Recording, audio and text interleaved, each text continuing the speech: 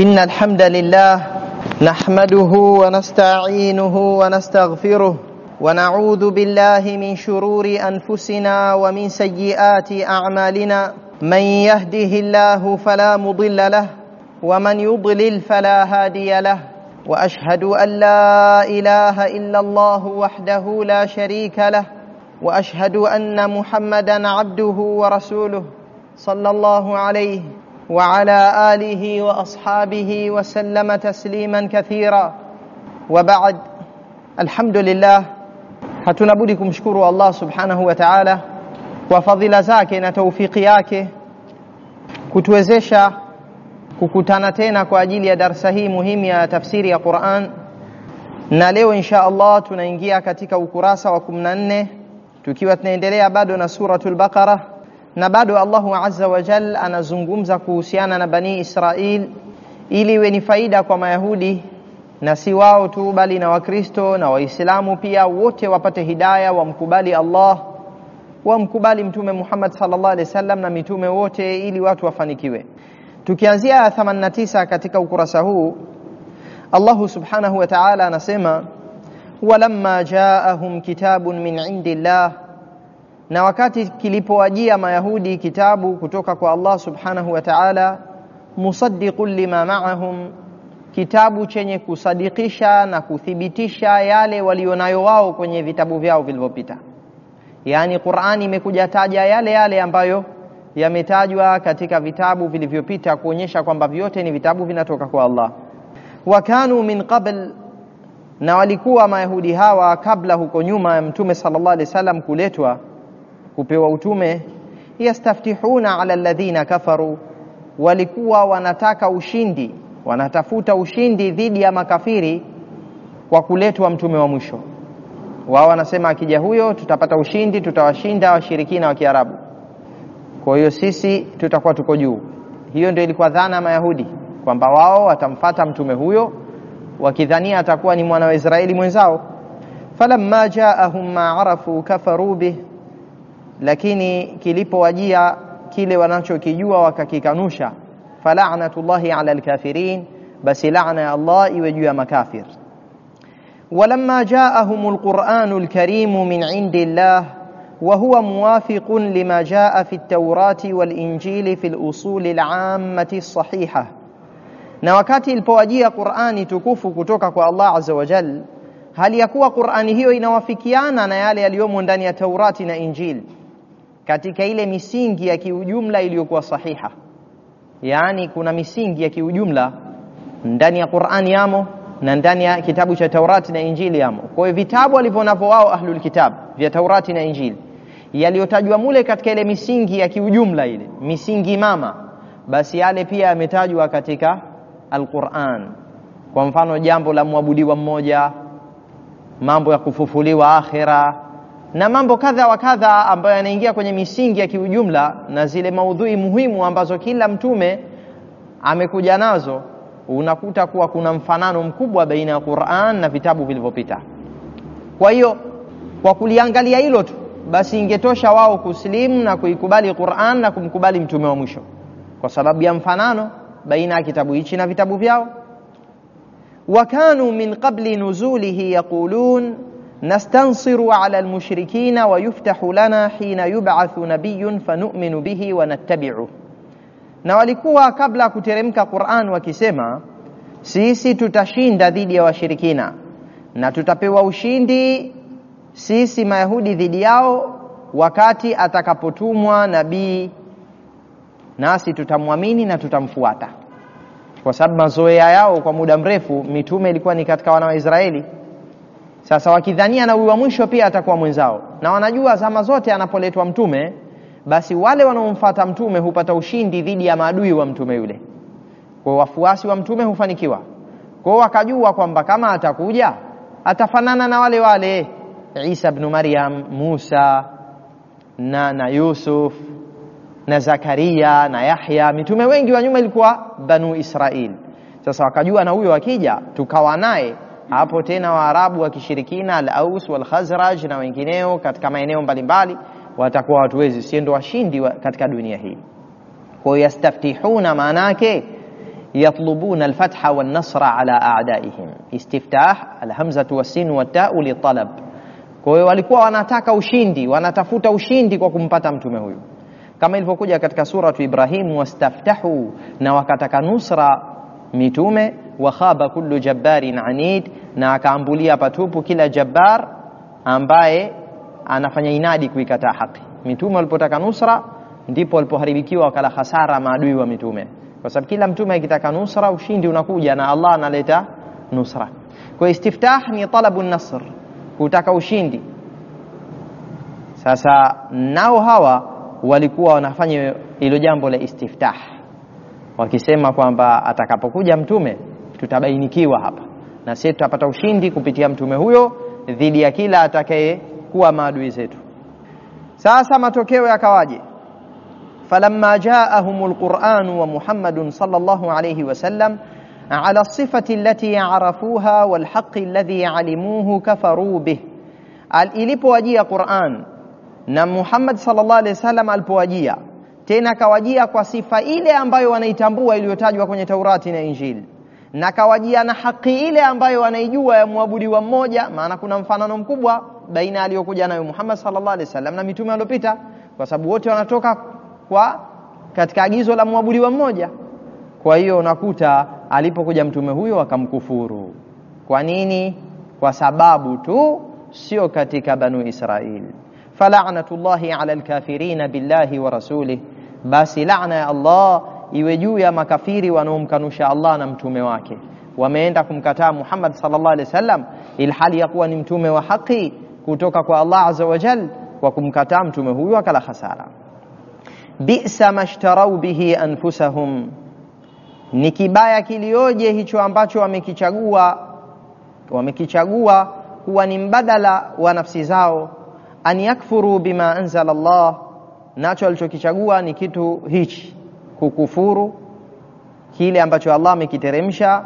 Baghyan an yunazzila Allahu min fadlihi ala man yasha'u min ibadihi, kwa chuki na hasad, chuki ya kwamba Allahu azza wa jal ameteremsha katika fadhila zake kumteremshia amtakaye katika waja wake. Hilo likamuuma fadhila za utume. Kwa nini likawauma? Kwa nini fadhila hii ya utume iende kwa Mwarabu itoke nje ya Banu Israil? Kwa chuki hiyo tu. Fabau bighadabin ala ghadab, wakastahiki hasira za Allah juu ya hasira. Walilkafirina adhabun muhin, na makafiri watapata adhabu yenye kufedhehesha. Bi'sa alladhi istabdalu bihi hadha anfusihim min al-imani billahi wa rusulih, ni kibaya kilioje hicho walichokichagua kiwe mbadala wa lile pato la nafsi zao ambalo walikuwa washalipata, nalo ni pato la imani ya kumwamini Allah na mitume wake. Walikuwa huko nyuma wameipata imani la kuamini mitume wa Banu Israil, lakini sasa pato lile la imani wakaenda wakalitoa wakaliuza kwa kununua nini? Kuchukua kufru. Wakaamua bora kufru kuliko iman, wakachukua mbadala wa hilo jambo, wakaacha pato na hisa za nafsi zao, hisa ambazo fungu ambalo pato ambalo walikuwa washalitia mkononi. Kwa neno anfusahum hapo wanavioni wakafasiri hadha al-anfus min al-imani billahi wa rasuli, ni lile pato la nafsi ambalo walikuwa washalipata imani ile, wakaamua sasa kuitoa, hawaitaki tena iman. Kwa nini? Mtume si katika wao. Na hapa tunapata faida Waislamu kwamba sisi tunatakiwa tuifate haki, tusiangalie aliyekuja na haki ni nani, kabila langu si kabila langu, mwenzangu si mwenzangu, fulan. Hilo jambo haliangaliwi, kinachoangaliwa ni haki. Haki ikija tuipokee, tusiangalie tena vingine katika jambo la lugha, rangi, vitofautishaji kama hivi vya ukabila, rangi, cheo, utajiri au maskini, hivi havina nafasi. Haki inachukuliwa inapotoka kwa yoyote kaja nayo, basi sisi tunaipokea. Kwa hiyo wakala hasara. Fakafaru bima anzala Allah wa kadhabu rusulahu dhulman wa hasadan bisababi inzali an-nubuwati wal Qur'ani ala Muhammadin sallallahu alayhi wasallam, wakakufuru kile ambacho Allah amekiteremsha, wakakufuru alichokiteremsha Allah, na wakakadhibisha mitume wa Allah subhanahu wa ta'ala kwa dhulma na hasad. Neno baghyan maana yake hasadan wa dhulman, kwa hasadi tu na dhulma, kwa sababu ya kuteremshwa utume na Qur'an kwa Muhammad sallallahu alaihi wasallam. Hili likawauma Mayahudi, wakaikataa imani. Fastahaqqu ghadaban mudha'afan min Allah ta'ala bikufrihim bi Muhammadin sallallahu alaihi wasallam, wakastahiki hasira iliyokuwa marudufu, iliyoongezwa hasira kutoka kwa Allah azza wa jalla kutokana na kumkanusha Muhammad sallallahu alaihi wasallam. Hii ni hasira ya pili ambayo wameipata zama za mtume sallallahu alaihi wasallam. Lakini kuna hasira mbili zimetajwa hapa, ghadhabu mara mbili, faba'u bighadabin ala ghadab, walichostahiki na walichorejea nacho baada ya inadi yao ni hasira juu ya hasira. Sasa kuna hasira ya pili iliyokuja kama juu ya hasira ya mwanzo. Hasira ya pili ni ya kumkataa Muhammad sallallahu alaihi wasallam, na hasira ya mwanzo iliyotangulia waliokasirikiwa ni ipi? Wa bisababi tahrifihim at-taurati min qabl, na kwa sababu ya kuigeuza kwao Taurati huko nyuma. Kwa hiyo ghadiba Allahu alaihim bitahrifihim lil-Taurat, thumma ghadiba alaihim thaniyatan bikufrihim li Muhammadin sallallahu alayhi wasallam, wakaambulia hasira juu ya hasira. وللكافرين بنبوة محمد صلى الله عليه وسلم عذاب مذل يوم القيامة, na hawa makafir waliokataa utume wa Muhammad sallallahu alaihi wasallam watapata adhabu yenye kufedhehesha siku ya kiyama. Kuna adhabu kali mno inawasubiri siku ya kiyama, itawakuta wa makafiri kwa sababu ya kukataa utume wa mtume sallallahu alaihi wasallam. Na ndio maana hao wakaitwa al-maghduba alaihim, ghairi al-maghdubi alaihim, kwa sababu wamepata ghadab min Allah mudha'afan. Ghadab kutoka kwa Allah imejikariri ile ghadab. Mambo mengi wameyafanya yaliyopelekea lithibiti neno la hasira juu yao. Ndio unakuta mara nyingi inatajwa kwamba hawa ghadiba Allahu alaihim, Allah amewakasirikia. Allah tuhifadhi na hasira zake. Walilkafirina adhabun muhin.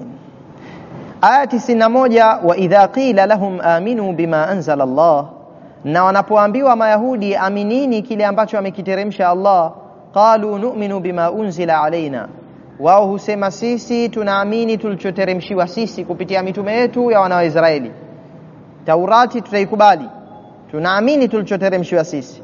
Wayakfuruna bima waraahu wa huwa alhaqqu musaddiqan lima ma'ahum, na wanakanusha kisichokuwa hicho ambacho wanakikubali wao. Yani alichoteremshiwa Muhammad kwa vile ni mtume Mwarabu, basi hicho akakikanusha. Wakakanusha kilichokuwa sicho hicho alichokikubali, ilhali ya kuwa ni haki yenye kuwafikiana na kuthibitisha yale walionayo wao katika vitabu vyao. Maana aliyomo ndani ya Qur'ani yanafanana na aliyomo ndani ya Taurat. Qul falima taqtuluna anbiya Allahi min qablu in kuntum mu'minin, sema ya Rasulullah, waambie basi kwa nini mnaua manabii wa Allah huko nyuma ikiwa nyinyi kweli waumini? Kama kweli mmeamini hayo mnasema mmeamini, Qur'ani mmeikataa sawa, lakini Taurati si mmeiamini? Taurati ndio iliyokuambieni muue mitume nyie? Taurati ndio iliyokuambieni muue mitume? Sasa basi hili jambo hili la kuua mitume ni ishara ya kwamba hamjaikataa Qur'ani tu, hata vile vitabu vilivyopita pia mlivikataa, kwa sababu havijaonyesha jambo hilo. Na neno min qabl linaonyesha mitume waliuliwa nyuma, sio zama za mtume sallallahu alaihi wasallam. Lakini pamoja na neno qabl kuashiria nyuma, fi'lun mudari' ndio ilokuja hapa, taqtulun, kama kwamba wauaji ni hawa Mayahudi wa zama za mtume sallallahu alaihi wasallam. Hikma yake ni kwamba walikuwa wana rai moja na wanawafikiana na mababu zao walioua mitume, wanaliona ni sawa hilo jambo la kuuliwa Zakaria, Yahya na wengineo. Kwa nao wakanasibishiwa dhambi hii kubwa ya mauaji, pamoja na kwamba ni dhambi iliyotendwa na wazee wao. Sasa hiyo ndio ilikuwa tabia yao. Wa idha qila li haula'i alyahud aminu bima anzala Allahu ala rasulihi min alhaqqi walhuda qalu nu'minu bima unzila ala anbiya'ina, wanapoambiwa Mayahudi hawa aminini kile ambacho amekiteremsha Allah juu ya mtume wake Muhammad sallallahu alaihi wasallam katika jambo la haki na uongofu, uongofu alioleta Allah muamini, wao wanapoambiwa hivyo husema sisi tunaamini kile ambacho kimeteremshwa kwa manabii wetu, kile ndo tunakikubali. Haya alioteremshwa Muhammad sisi hatuyataki haya. ويكفرون بما سواه مما أنزل على محمد صلى الله عليه وسلم مع أن هذا القرآن هو الحق الموافق لما معهم من الله. Na wanakanusha kisichokuwa hicho alichoteremshiwa mitume waliopita. Hicho wanakikanusha ambacho ni Qur'an. Yale aliyoteremshiwa Muhammad sallallahu alaihi wasallam wanayakataa, pamoja na kwamba Qur'ani hii ndiyo haki inayowafikiana na yale walionayo wao katika vitabu vyao kutoka kwa Allah. Qur'ani inaenda sambamba na yale. Inakuwaje sasa yale wanayakubali alafu Qur'ani wanaikataa? Kwa hiyo hapo wanatakiwa watanabahi Mayahudi, waje kwenye usawa, waikubali imani, waikubali haki, wawe watumwa wa Allah. Halikadhalika Wakristo, yani wafuasi wa kweli wa vitabu vilivyopita, watakubali tu Qur'an, wataikubali Qur'an na watamkubali Mtume Muhammad sallallahu alaihi wasallam, kwa sababu vyote vinawaongoza kwenye haki. Ndio akasema walau kanu yu'minuna bima unzila alaihim haqqan la amanu bilquran, na lau wengekuwa wanaamini yale walioteremshiwa katika vitabu vilivyopita kikweli kweli, wengeiamini Qur'an. Kwa sababu ukiamini kitabu kilichopita, imani hiyo inakulazimisha uikubali Qur'ani. Hiyo Qur'ani imetajwa kwenye vitabu vile kwamba atakuja mtume wa mwisho mumkubali, na aliyokuja nayo muyakubali. Kwa hiyo ukiamini yale ya kule nyuma, maana yake utalazimika uiamini Qur'ani na Muhammad sallallahu alaihi wasallam, kwa sababu haya ni katika maudhui na ujumbe na madhumuni iliyomo ndani ya vitabu vilivyopita. Qul ayyuha an-nabiy jawaban lahum lima taqtuluna anbiya Allahi min qablu in kuntum mu'minina haqqan bima ja'ukum bihi min al-haqq. Sema ewe nabii, hali ya kuwa katika hali ya kuwajibu, kwa nini basi mnaua manabii wa Allah huko nyuma? Kwa nini mliua ikiwa nyinyi ni waumini wa kweli wa yale ambayo wamekujieni nayo mitume waliopita katika ile haki waliokujieni nayo? Ikiwa kweli mmewaamini mitume waliopita, inakuwaje sasa nyinyi mliua mitume? Si wa kweli nyinyi kwamba eti Qur'ani tu hamuitaki, lakini vya nyuma mlivikubali na kuviamini. Mumeikataa Qur'an na vitabu vilivyopita. Walaqad ja'akum Musa bilbayinat, na kwa yakini kabisa Musa amekujieni na hoja za wazi kabisa. Thumma attakhadhtumul ijla min ba'dihi wa antum zalimun, kisha mkajichukulia ndama kumwabudu baada ya Musa kukujieni na huo ujumbe, au baada ya Musa kuondoka kwenda kupewa Taurati katika mlima wa Tur. Wa antum zalimun, hali ya kuwa nyinyi ni madhalim. Musa amekujieni na albayinat, alama 9 zile alizopewa, ukiacha Taurat na zile alama 9 alizopewa katika muujizat, yote yale yalikuwa ni hoja za wazi za kumkubali Musa alayhi salatu wasalam. Lakini pamoja na alama zote hizo, mkaingia katika ushirikina, mkamwabudu ndama. ولقد جاءكم رسولكم موسى عليه السلام بالآيات الواضحات الدالة على صدقه, na kwa yakini alikujieni mtume wenu Musa alayhi salam na alama za wazi wazi zenye kuonyesha ukweli wake kwamba huyu ni mtume wa Allah subhanahu wa ta'ala, alama za wazi. Thumma ba'da dhalika ja'altumul ijla ilahan ta'budunahu ba'da dhahabi Musa limiqati rabbih, kisha baada hapo nyinyi mkamfanya ndama ndio muabudiwa wenu, mkamwabudu baada ya Musa alayhi salatu wasalam kwenda katika kukutana na Mola wake, kwenda kupewa Taurat katika mlima wa Tur kwa muda wa siku 40. Kwa ile hapo anafasiri hiyo neno min ba'dihi, baada ya kuondoka Musa kwenda kwa Mola wake kupewa Taurat, nyinyi mkaabudu ndama. Wa antum zalimuna liishrakikum billahi wa huwa almustahiqu lilibadati wahdahu duna siwah, mkayafanya hayo hali ya kwa nyinyi mmefanya dhulma kwa kumshirikisha Allah, na hali ya kuwa yeye ndiye mstahiki wa kuabudiwa peke yake pasi na mwingine asiyekuwa yeye. Wa kuabudiwa ni mmoja tu ambaye ni Allah subhanahu wa ta'ala. Sasa imekuwaje tena nyinyi mmeenda kuabudu ndama, mkafanya dhulma na hoja za wazi na miujiza mmeiona? Na dhulma ni kukiweka kitu sio mahala pake, na hakuna kitu kikubwa kilichowekwa sio mahala pake kama ibada ukaiondoa kwa Allah ukaipeleka kwa mwingine. Ama hiyo ni dhulma kubwa kuliko zote, kwa sababu chochote ukikinyima haki ya mahala pake husika huitwa dhulma. Kitu chochote ukikinyima mahala pake husika huitwa dhulma.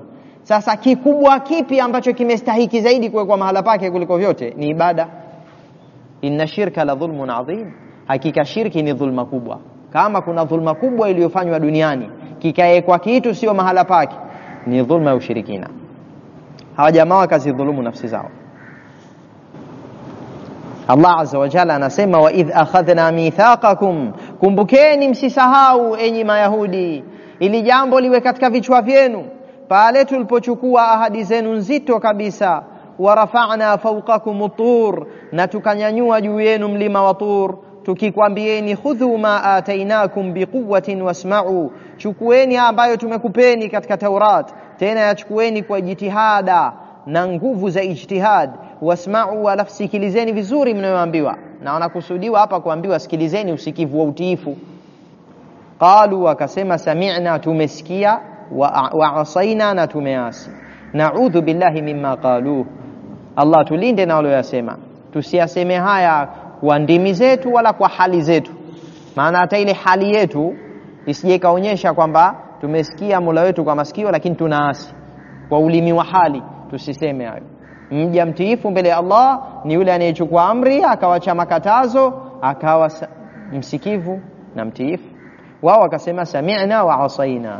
Wa ushribu fi qulubihim al-ijla bikufrihim, na wakanyweshwa ndani ya nyoyo zao mapenzi ya ndama kwa kufuru yao. Ndani ya nyoyo zao wakanyweshwa mapenzi ya kupenda ndama. Walimpenda ndama, wakamjaza ndani ya nyoyo zao mapenzi hayo yakawajaa.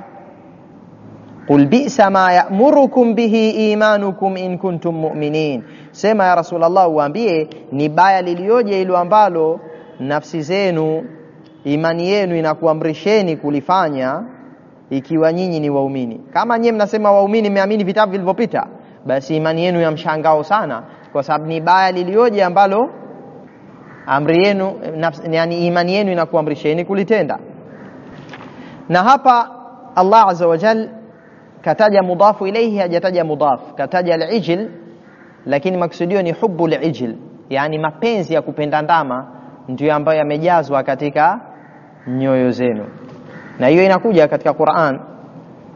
Unakuta kwamba Allah subhanahu wa ta'ala alipokuwa anaeleza katika Qur'an, wakati mwingine anataja, yani anaondoa mudaf, anaweka mudaf ilayhi, kama ilivyokuja kwamba walaula daf'u Allahi an-nas, na lau kama si Allah azza wa jalla kuondoa shari ya maadui wa dini kupitia mitume na waumini, yani lau kama si mapambano yaliokuwa yakifanywa na mitume na waumini kupambana na maadui wa Allah, basi matokeo ingekuwa la hudimat sawami'u wa bi'un wa salawat, yangevunjwa mahekalu ya ruhban ambao ndani yake wanaabudu wa Mayahudi, wa bi'a na makanisa, wa salawat manake wa buyutu salawat, na nyumba za sala. Kwa hapa neno nyumba limeondolewa, ikatajwa salawat, lakini sio sala inayovunjwa. Hapa ni yale majengo yaliyokusudiwa, mahekalu na makanisa na misikiti ambayo yanaabudiwa Allah azza wa jalla.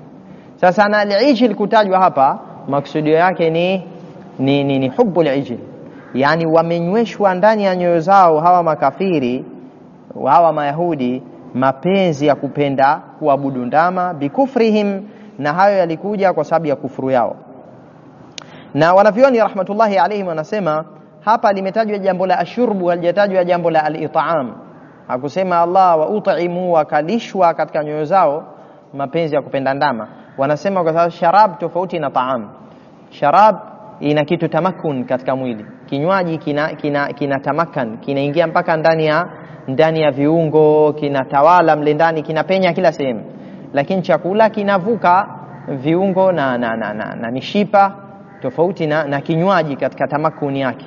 Kwa hiyo Allah azza wa jalla anataka kutufahamisha hapa mithili ya kinywaji kinavyopata udhibiti mzuri kupenya ndani ya mishipa na viungo, ndivyo ambavyo mapenzi ya shirki ya kuabudu ndama yalivyopenya na kudhibiti. Na shaitan ni kawaida jambo hili anapoliingiza la ushirikina kwa watu, basi hulipendezesha mpaka likajaa katika nyoyo zao.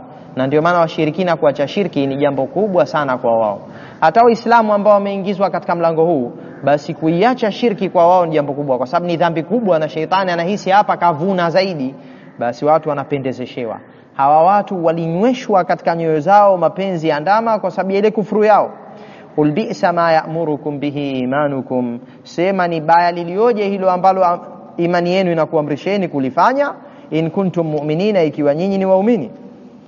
Wadhkuru hina akhadhna alaykum ahdan muakkadan biittiba'i Musa alayhi salam wa qabuli ma jaa bihi min indillah. Kumbukeni enyi bani Israeli wakati tulipochukua juu yenu ahadi iliyotiliwa mkazo, nanyi mkaikubali ahadi hiyo, ahadi ya kumfuata Musa na kukubali yale aliyokuja nayo kutoka kwa Allah, yaliyomo ndani ya Taurati kwamba mtayakubali.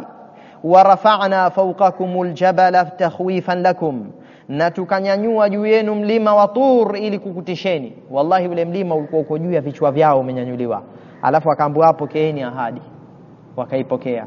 Kwanza tuangalie uwezo wa Allah na nguvu zake, kaunyanyua ule mlima juu ya vichwa vyao subhanahu wa ta'ala. Halafu upande wa pili uangalie ukaidi wa hao viumbe, wakakubali kwa hofu tu, lakini baadaye wakaasi. Waqulna lakum, tulikwambieni khudhu ma atainakum min at-taurati bijiddin wajtihad, tukakwambieni chukueni hichi ambacho tumekupeni katika Taurat, lakini kichukueni kwa jitihada kubwa na kwa kujipinda. Na hivyo ndivyo anavyopenda Allah, yaliyomo ndani ya Qur'an na aliyotujia nayo Mtume sallallahu alaihi wasallam. Allah anataka tuyachukue kwa ijtihada, tusipembue katika Qur'ani na hadithi, hichi tunakitaka hicho tukitaki. Vitabu vyote vilivyoletwa, hata waliopewa vitabu au mitume, walikuwa wakiambiwa wachukue kwa ijtihad. Kwa hiyo wanaume, wanawake wazipokee amri za Allah subhanahu wa ta'ala, na wajue kwamba haya ni maagizo yanatakiwa yafanyiwe kazi, si kwa uzembe na kwa uvivu, bali kwa jid na ijtihad biquwa. Wasma'u sama'a qabulin wa inqiyadin wa illa asqatna aljabala alaykum, halafu sikilizeni usikivu wa kuyakubali yaliyomo ndani ya Taurat na kufuata, vinginevyo tutaudondosha mlima juu yenu, tutaudondosha mlima. Sasa mnasemaje? Tutupe mlima juu ya vichwa vyenu ukusageni? Mlima uko kwenye anga sasa, hauko mbinguni, hauko ardhini, juu ya vichwa vyao. Faqultum, mukasema sami'na biadhanina wa asaina biaf'alina, tumesikia kwa masikio yetu lakini tumeasi kwa vitendo vyetu. Watamakkanat ibadatul ijli fi qulubihim bisababi kufrihim, na ikamakinika na kupata nguvu ibada ya kuabudu ndama ndani ya nyoyo zao kwa sababu ya kufuru yao. Ndio tukasema ndio ile wamenyweshwa mapenzi ya kuabudu ndama, yamejaa ndani ya moyo. Kwa hiyo yale na ile kufuru walioitenda ndio iliyowanyima hapo mbele utiifu na usikivu. Mwanadamu anaasi mpaka anapigwa muhuri ndani ya moyo wake, alafu tena anakuja kunyimwa ile neema ya usikivu na utiifu. Allah tuhifadhi, atulinde. Hicho ndicho alichokisema. Qul ayuha nabii bi'sa alladhi ya'murukum bihi hadha al-iman min al-kufri billahi in kuntum mu'minin lianna al-iman al-haqqa la yakunu ma'ahu kufr. Sema ewe nabii, waambie ni baya lilioje hilo ambalo na imani yenu inakuamrisheni kulifanya, nalo ni jambo la kumkufuru Allah, ikiwa kweli nyinyi waumini. Nyinyi mnadai mmeamini mitume waliopita na vitabu vilivyopita, basi imani yenu inakuamrisheni baya lilioje, kwa sababu imani ya haki ya kweli haiambatani pamoja nayo na kufuru. Imani huwa ni imani safi, haiambatani na kufuru. Mbona imani yenu ina kufuru ndani yake? Min fawaidil ayat, katika faida ya aya hizi, ya kwanza kabisa, alyahudu a'dhamu nnasi hasada, Mayahudi ndio watu wenye hasadi zaidi kuliko watu wote. Hakuna wanadamu waliobeba hasadi kubwa duniani kama Mayahudi. Allah tuhifadhi na shari zao, na awahifadhi walimwengu na shari zao. idh hamalahum hasaduhum ala al-kufri billahi wa raddi ma anzal bisababi anna ar-rasula lam yakun minhum, kwani iliwapelekea hasadi yao kumkufuru Allah na kuyarejesha aliyoyateremsha Allah. Waliyarejesha, hawayataki, kwa sababu tu kwamba Mtume Muhammad sallallahu alaihi wasallam hakuwa miongoni mwao. Kwa hasadi yao iliwapelekea huko, iliwasababishia hayo. Hamalahum hasaduhum ala al-kufr, iliwasababishia hasadi yao ikawapelekea kukufuru na wakakataa aliyoteremsha Allah azza wa jalla. Sasa hasadi ni mbaya. Hasadi inazuia mtu kuipata haki na inampelekea neema ya janna impite hivi hivi kwa sababu ya hasad. Hasad inaweza kumzuia mtu hata kwenye darasa asishiriki, inaweza kumzuia mtu hata kuikubali haki, inaweza ikamnyima mtu hata kufaidika na neema za janna kwa sababu tu alifanya hasad. Fulani ingeweza kufaidika naye, lakini tu kwa sababu yule moyo wake haumtaki na ukamhusudu, mwisho wa mambo akala hasara. Ndio ilomharibia Iblis, akalaaniwa, na ndio ilowapelekea Mayahudi wakaghadhibikiwa. Hakuna nafasi kwenye dini yetu ya kubaguana kwa rangi, lugha, kipato, mipaka ya maeneo na vyovyote hivi ambavyo watu wamevifanya leo kama ni vigezo vya kubaguana na kuboreshana, bali mbele ya Allah subhanahu wa ta'ala mwenye takwa akaichukua haki kafanikiwa. Faida ya pili, أن الإيمان الحق بالله تعالى يوجب التصديق بكل ما أنزل من كتب وبجميع ما أرسل من رسل. kwamba imani ya haki ya kumwamini Allah inawajibisha na inalazimisha kusadikisha kila kitabu alichokiteremsha, na inawajibisha imani ya kweli kuamini kila mtume aliyetumwa na Allah, kuamini mitume wote. Na ndivyo Waislamu wanavyofanya, la nufarriqu baina ahadin min rusulihi. Lakini Wakristo wanamkataa Muhammad na Mayahudi wanamkataa Isa na Muhammad alayhi salatu wassalam. Kwa hiyo si imani ya kweli. Imani ya kweli tuamini mitume wote, lakini kitabu cha kukitendea kazi na sheria ya kuichukua kwenye uhai ni yule mtume husika aliyoko hivi sasa. Kama mfano viongozi, maraisi wote tunawakubali waliopita nyuma, lakini ambaye sasa hivi ana nafasi ya kuchukuliwa utaratibu wake na kama kuna mabadiliko, si atachukuliwa mabadiliko ya sasa hivi ya katiba na mfano wa mambo kama hayo. Basi hivyo hivyo mambo ambayo yatachukuliwa yatakuwa ni ya huyu mtume wa mwisho ambaye ametoka kwa Allah subhanahu wa ta'ala. Wafalme wote wanakubaliwa, wamepita kwenye nchi fulani, mfalme huyu kabla huyu, lakini mfalme yupi atakuwa sasa amri yake ndio ya kuchukuliwa na utaratibu wake wa kutendwa? Ni huyu mfalme wa mwisho. Basi na katika kesi za mitume ni hivyo, mtume wa mwisho Muhammad sallallahu alaihi wasallam aminiwe. من أعظم الظلم الإعراض عن الحق والهدى بعد معرفته وقيام الأدلة عليه. ni katika dhulma kubwa kabisa kuikengeuka haki na uongofu baada ya kujua uongofu huo na baada ya kusimama dalili za kuonyesha uongofu huo na haki hiyo. Ukishabainikiwa kwamba hii ni haki halafu ukaikataa ukaiacha,